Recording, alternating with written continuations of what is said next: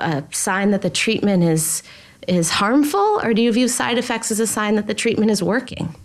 Again, these are sort of core beliefs or assumptions you have about these domains or categories, but they matter because they're synthesizing and simplifying the way we're thinking, but they're also shaping what we're paying attention to, what we're motivated to do, and potentially even how our bodies respond.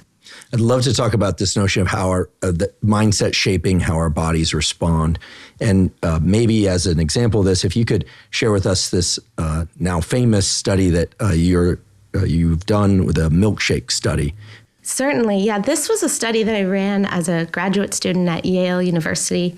I was working with Kelly Brownell and Peter Salovey. Peter Salovey had done a lot of work on really coining the term emotional intelligence, studying that. He's now the president of Yale, He's now right? the president of Yale, yes. So he's done well. He's done well for himself and for the university and society. I had come in doing some previous work on mindsets about exercise and placebo effects in exercise, and it really occurred to me that there was a very simple question that hadn't been probed yet. And that was, do our beliefs about what we're eating change our body's physiological response to that food, holding constant the objective nutrients of that thing?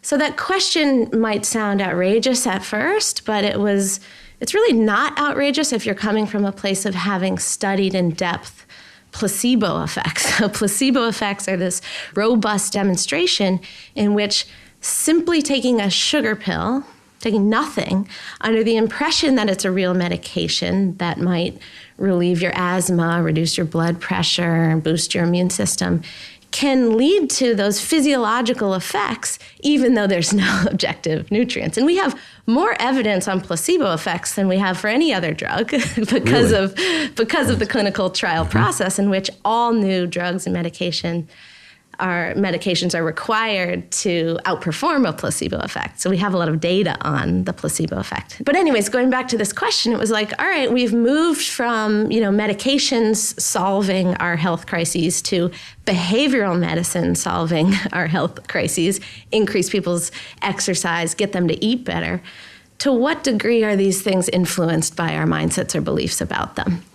So to test this question, we ran a seemingly simple study. This was done at the Yale Center for Clinical and Translational Research.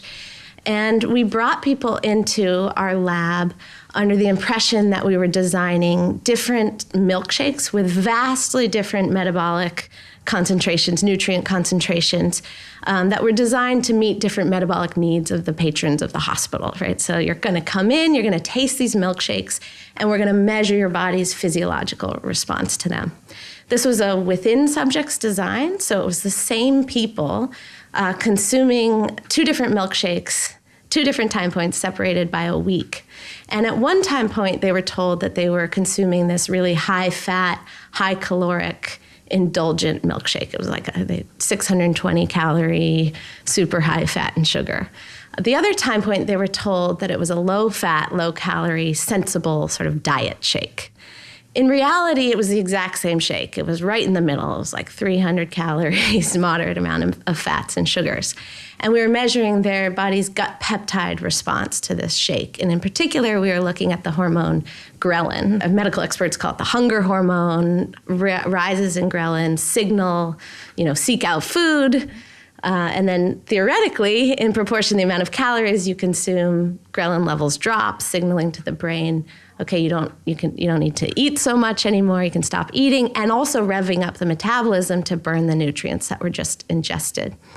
What we found in this study was that when people thought they were consuming the high-fat, high-calorie indulgent milkshake, their ghrelin levels dropped at a 3-fold rate stronger than when they thought they were consuming the sensible shake. So essentially, their bodies responded as if they had consumed more food, even though it was the exact same shake at both time points. It was, to my knowledge, one of the first studies to show any effects of just believing that you're eating something different on your physiology. The second piece was really important as well, and especially for me, this was one study that really transformed the way I think about how I approach eating, and that was the manner in which it affected our physiology was somewhat counterintuitive. So I had gone in thinking, the better mindset to be in when you eat is that you're eating healthy, right? Like, it just makes sense. Like placebo effects, think you're healthy, you'll be healthy, But that was a far too simplistic way of thinking about it. And in fact, it was the exact opposite. When these participants thought they were eating sensibly, their bodies left them still feeling physiologically hungry, right? Not satiated, which could potentially be corresponding to slower metabolism and so forth. So if you're in the interest of maintaining or losing weight, what's the best mindset to be in? It's to be in a mindset that you're eating indulgently, that you're having enough food, that you're getting enough. And at least in that study, we showed that has a more adaptive effect on ghrelin responses. It's really remarkable. It raises a question that I just have to ask. You've got people who are strictly plant-based. You've got people who are omnivores. You've got people who are carnivores. You have every variation. You have intermittent fasting, also called time-restricted feeding. And it seems like once a group kind of plugs into a particular mode of eating that they feel works for them, for whatever reason, energy-wise, mentally, maybe they're looking at their blood profiles, maybe they're not. Each camp seems to tout all the health benefits and how great they feel. Could it be that mindset effects are involved there? It does matter what it is, and it matters what you think about that diet and what others around you and in our culture think about that diet, because those social contexts inform our mindsets. Our mindsets interact with our physiology in ways that produce outcomes that are really important. So let's not get dualistic and say, it's either all in the mind or not in the mind. Let's also not be unnecessarily combative and say, it should be all plant-based or, keto or whatever. It's all of those things are a combined product of what you're actually doing and what you're thinking about. If you believe in it, if you don't, if you're skeptical, or, in some cases, you think you should be eating a certain way and then you don't live up to that, it might have even an adverse effect because of the stress and the anxiety associated with that.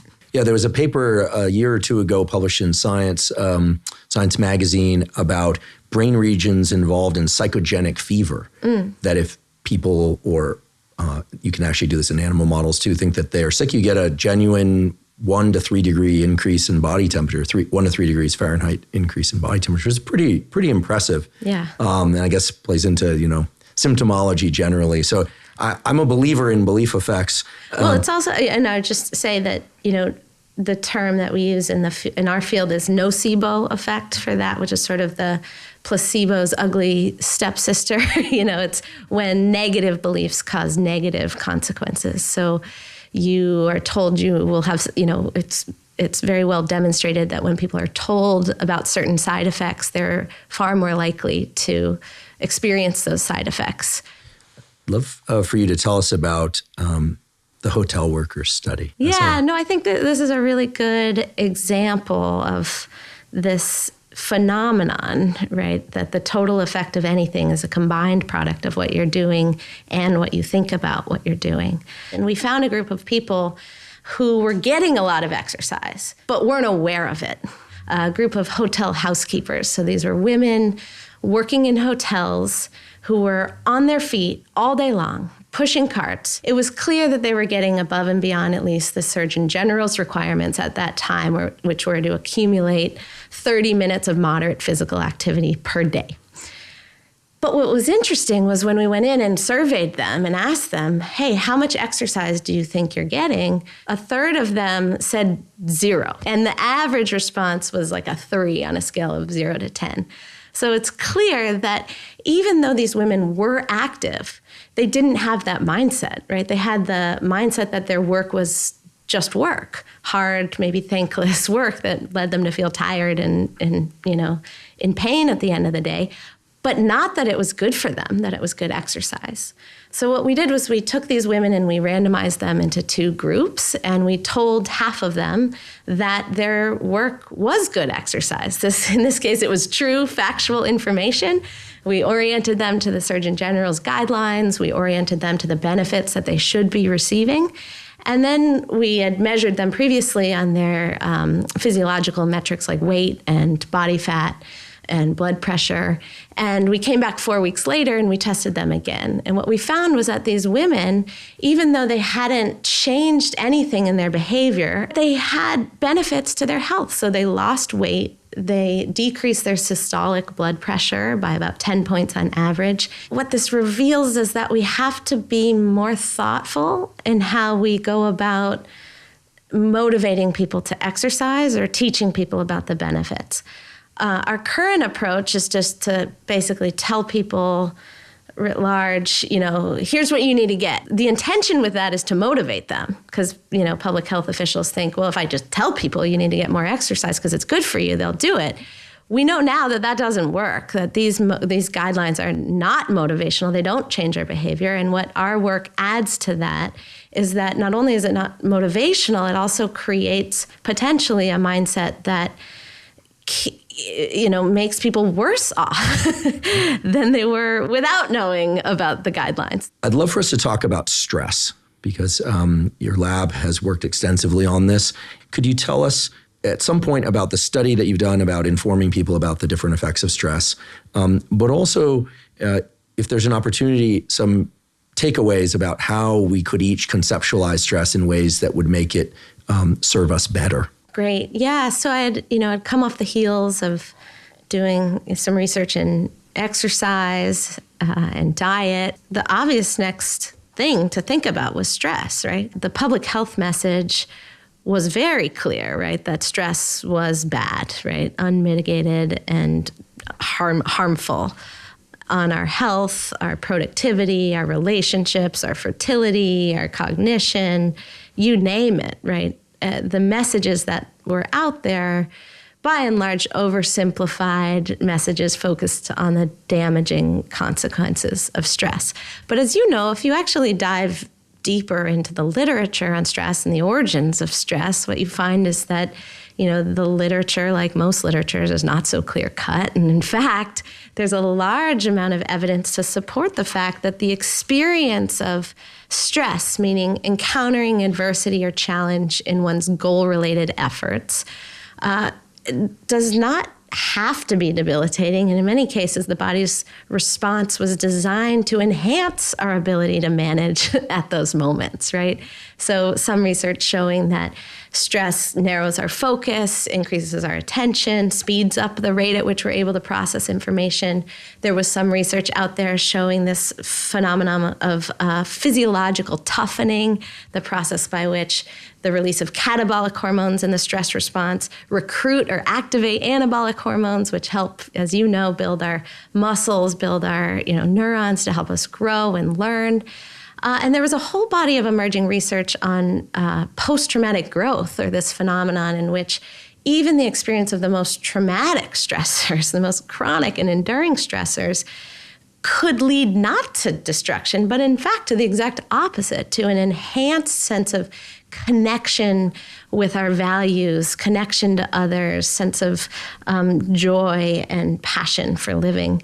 My work since then has been not to try to argue that stress is enhancing and not debilitating, but try to point out that the true nature of stress is a paradox. The true nature of stress is manifold and complex, and lots of things can happen. But to question what's the role of our mindset about stress in shaping our response to stress. So some work had already been done looking at your perception of the stressor, right? So do you view a stressor like a challenging exam or a health diagnosis as a challenge or a threat? And that had shown pretty convincingly that when you view stressors more as a challenge, less as a threat, that your brain and body responds more adaptively. What our question was to take the sort of psychological construal one step higher in abstraction. So not just the stressor, but the nature of stress, right? Do you, at that core level, do you view stress as something that's bad, is going to kill us, and therefore should be avoided? Or do you view some stress as natural and something that's going to enhance us? And so we set out to design a series of studies to test the extent to which these mindsets about stress mattered. And we found in a number of correlational studies that more enhancing stress mindset was linked to better health outcomes, better well-being, and higher performance. So then we set out to see if we could change people's mindsets. And in our first test of this, we decided to do so by creating these multimedia films that showcased research, anecdotes, facts about stress, all true, but oriented towards one mindset or the other, right? So you can imagine one set of films showed basically the messages that were out there in the public health context. The other showed, hey, stress has been linked to these things, but in fact, the body stress response was designed to do this. Did you know it could do that? And we had empowering images like LeBron James making the free throw in the final minute versus missing it. So either people saw a video that basically made it seem like stress will diminish you, crush you, reduce you, yes, or a video very similar, stress will grow you, bring out your best, and maybe even take you to heightened levels of performance that you've never experienced before. Exactly. And our question was, does orienting people to different mindsets change how they respond to stress? So this study was done in the wake of the 2008 financial crisis. We worked with UBS, a financial service company that was undergoing pretty massive amounts of layoffs. So these employees were stressed about being laid off. They were taking on more pressure. It was just a tough time. And we randomized them into 3 conditions. And this was all pre-work before getting a training on stress. But the 3 different conditions, some watched no videos, some watched the stress will crush you videos, and some watched the stress could enhance you videos. And what we found was that just it was a total of 9 minutes of videos over the course of the week, led to changes in their mindsets about stress, which led to changes in their physiological symptoms associated with stress. So people who watched the enhancing films had fewer backaches, muscle tension, insomnia, racing heart, and so forth. And they also reported performing better at work compared to those who watched the debilitating videos. Now, interestingly, we didn't make anyone worse with the debilitating videos, well, which was good. We had told that the IRB we didn't expect that because that message was already out there. That's what they were already seeing. That wasn't new to them. It was more this enhancing perspective that turned out to be inspiring.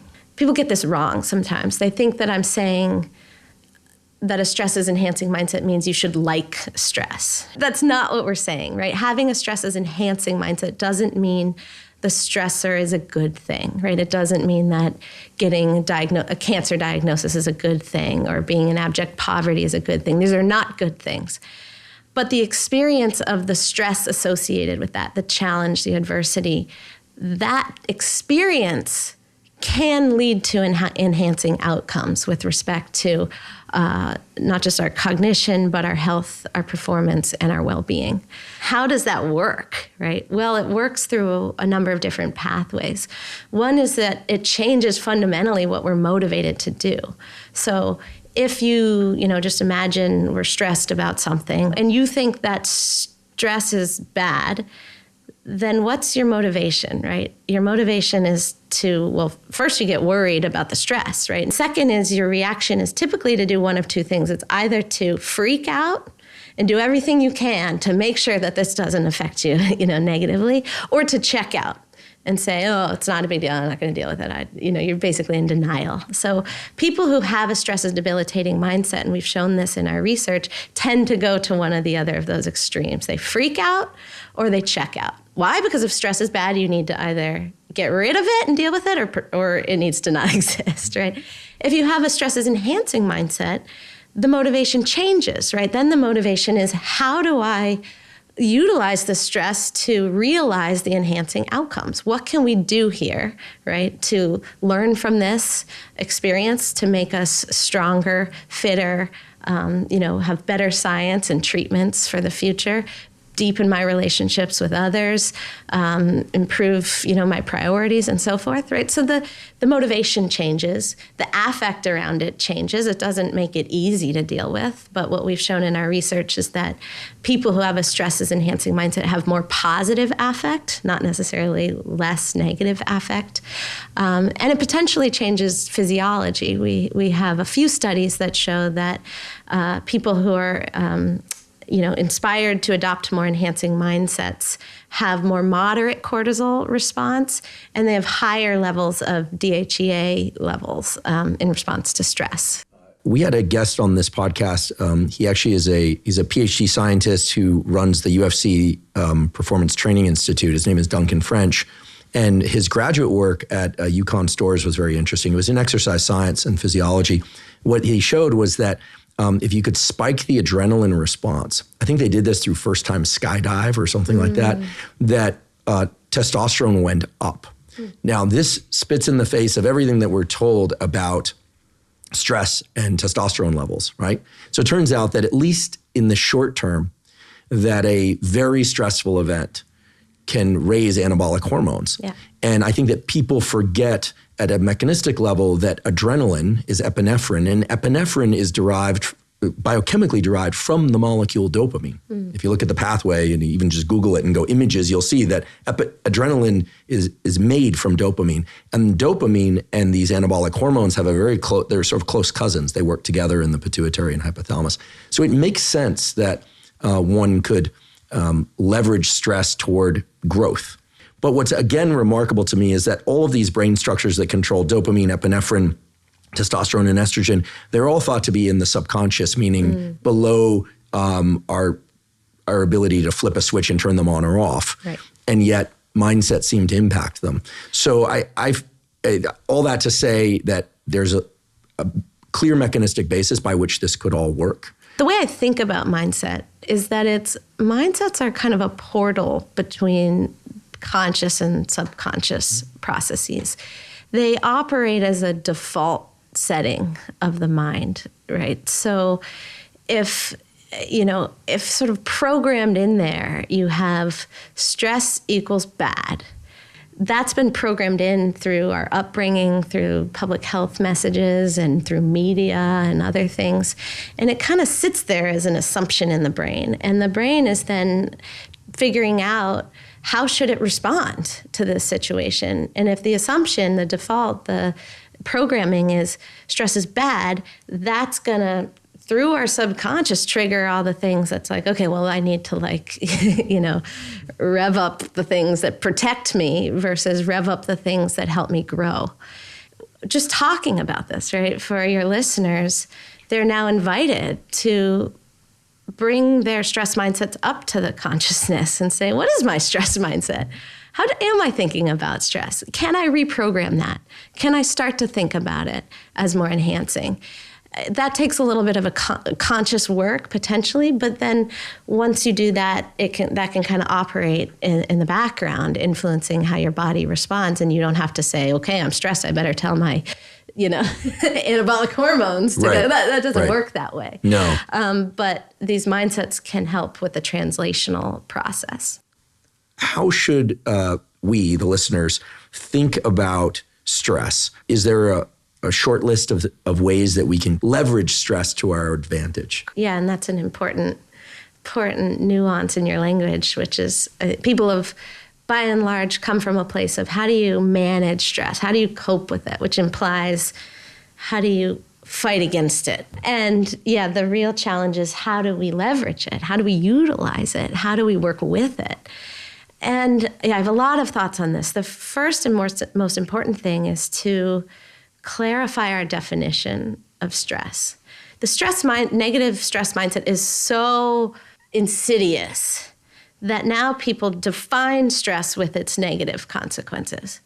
So the first step is to decouple that and to realize that stress is a neutral, right, yet to be determined effect of experiencing or anticipating adversity in your goal-related efforts. So let me unpack that a little more. You can be in the midst of it, or you could just be worried about something happening. That's one aspect.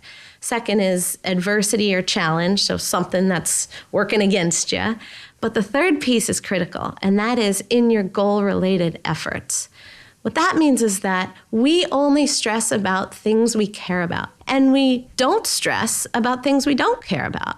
So then the question becomes, okay, if that's true, how can I better utilize or leverage or respond to the inevitable stresses that we're going to experience? And we've developed a 3-step approach to adopting a stresses-enhancing mindset. And briefly, the first step is to just acknowledge that you're stressed. The second step is to welcome it, because inherently in that stress is something you care about. And then the third step is to utilize the stress response to achieve the thing you care about, not spend your time, money, effort, energy trying to get rid of the stress. Does that make sense? Makes sense. And I love it. As somebody whose laboratory studies the physiological effects of stress, the effects that impress me the most are, for instance, the narrowing of visual attention, that it then drives a capacity to parse time more finely, which then drives a capacity to process information faster. It's almost like a superpower. Right. And what I like so much about that framework is that the stress response is very generic. Unlike the relaxation response, we don't actually have to train up the stress response. Right. So we all kind of get this as a freebie. And then it sounds like it's a question of what we end up doing with that. Right. Treat yourself like a scientist. Look at your life, look at your mindsets, see what's serving you, see what isn't. Find more, use